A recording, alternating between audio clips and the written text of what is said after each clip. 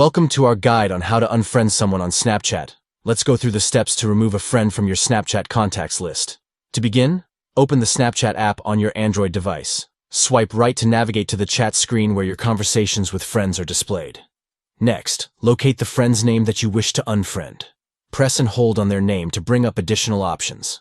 Select Manage Friendship from the menu that appears. This will allow you to view and adjust your friendship settings with that specific friend.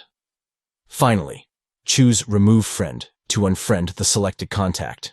Confirm the action if prompted, and the friend will be removed from your Snapchat friends list.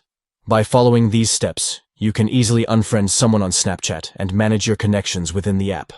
Keep your contacts list organized and maintain the relationships that matter most to you. Take control of your Snapchat friendships by unfriending contacts as needed. Stay tuned for more tips and tricks to streamline your social interactions on Snapchat and make the most of your experience on the platform.